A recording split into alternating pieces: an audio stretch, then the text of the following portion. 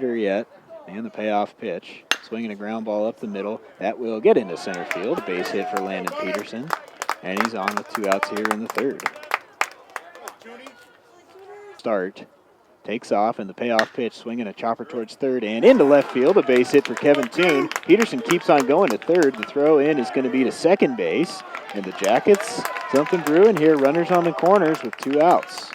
No runners left on yet. Durbin's trying to keep it that way. Jackets need a hit. That one grounded into right field. A base hit, and this game is tied. On the first pitch, Kyle Durbin goes right after it. And it is 1-1. Already here in the third inning. 1-1 now. And the 1-0 to Cox. Swinging a line drive to center field. Base hit. Here comes Toon. He's rounding third. And the throw in is going to be cut off. 2-1. Jackets take the lead. 4 hits in this inning. Now the pitch. Swinging a line drive to left center. That's going to get down. A base hit. Here comes Durbin. He'll score. Cox motoring around to third. An RBI single for Corey Morris. And it's 3-1 MSUB. Here comes Luke.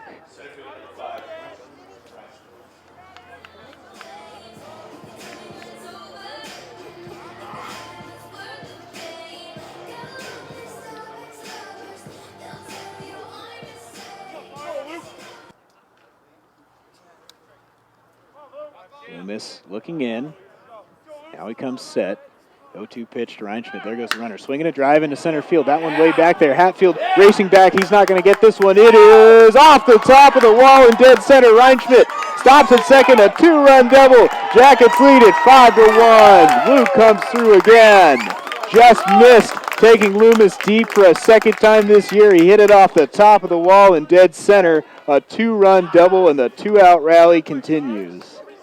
Oh, it's all started with Landon. 2 outs. I think he got a walk or a hit, something. And we finally just decided that enough was enough and started barreling balls up, which was nice to see. I mean, we haven't done that for 2 weeks, so it's nice to finally see what we're capable of doing if we just keep hitting the ball well. So I mean, it turned out pretty well. 32 runners left on base in the 3 games before this game, too. So you guys just weren't finding that big hit. Talk about why that changed. What was the mentality there with 2 outs? Everybody was getting a hit. I don't know. I feel like it all turned with Durbin. I think we first needed just one big hit, and Durbin took a first pitch fastball and drove it to the right field, and it just opened up after that. So I think that was the part that we just needed. We just needed someone to step up and get that hit. And for 2 weeks, we haven't really had anybody do it, and Durbin just took it upon himself and did a great job with it. And you're facing one of the best pitchers in the GNAC, Colton Loomis. In Nampa, you hit a big home run off him. It proved to be the game-winning run off him there, a 3-2 win. And then you step up and hit a huge 2-run double off the wall. Same spot to dead center field. Talk about how you see him well. Oh, I think sometimes you just got to get lucky, and the pitcher has to leave you a pitch to hit. And luckily enough, I was able to get something late in the count. He left, I think it was a slider that he was able to and I just tried to put a good swing on it because I haven't been swinging the ball with that well lately, and luckily enough, I hit that one well, and everything just started to click, I think. And talk about yourself personally. You started driving the ball again, a triple in game 1, and then you just missed a home run, hit off the top of the wall, that double there. You're starting to get locked into the plate. Oh yeah, I'm just trying to simplify everything. It's been a tough couple 2 weeks for me, and I'm just trying to simplify everything and just try to barrel the balls up. I've been trying to do too much all season, and right now I just want to try to barrel balls up and do whatever it takes for the team to win. And hopefully Monday we can come out and do exactly what we did this last game and score a couple runs. I mean, Loomis is a good guy. I mean, he's been proving that all year. It's just we stuck with our approach. I mean, found barrels and balls fell, so it was a good job. And you chance to hit cleanup in that game, wearing number 4 on your back, and I don't know how many times you've hit as a cleanup hitter, but you hit a couple balls well in the opening game. Talk about being there in the 4th spot. I mean, they're all telling me biggest 4 hitter in the league, so thought I'd try to live up to those shoes, you know. Yeah. But yeah, I've done it a couple times, but not very much. So. The one thing that was there all day was the defense. No errors in the doubleheader. Just really solid. You guys have been so good all year. Talk about the defensive effort. Well, I mean, we take pride in our defense here. I mean, it's the biggest part of our game, and so for us to keep doing it, I mean, we're all seniors in the infield, so we expect that and do that. So Kevin Toon at first base. He's now 1 putout away from the MSUB career record. probably should have gotten it today, but he just didn't have that many chances. A big reason why. 22 strikeouts by the pitching staff. Talk about those guys on the mound. I mean, we know what we're going to get out of Coop every single day. Hape's been proving himself these past couple of weeks, so for them to go out there and do that, it's not unfortunate for Kev, but I'd rather have the pitchers doing that. So. And Cody with a career-high 13 strikeouts. That's the most in a single game in the entire GNAC this whole year. Talk about how good he was in Game 1. Well, it sucks we couldn't get him runs, but he pitched his butt off, so, we tip his cap to him, and, he's going to go out there and do it again next week. And what does this win mean for you guys? You had lost 4 of your last 5 when you factor in last week's series loss and then the Game 1 loss. To stop that trend now and get a win heading into Monday. Well, us as a team, we always bounce back. It's one of our what we do as a team. So for us to do that and just show that we bounce back after anything, it's just us,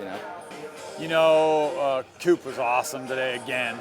He's been really good all year, and he was really, really good today. Deserved a win today, definitely. We had 3-4 really good opportunities with 1 down and multiple guys on base, and we hit the ball hard a few times at him, but there were some other times where we just didn't have a good at bat. It's just one of those things. We've been struggling at the plate, and there's not really a nice way to put it.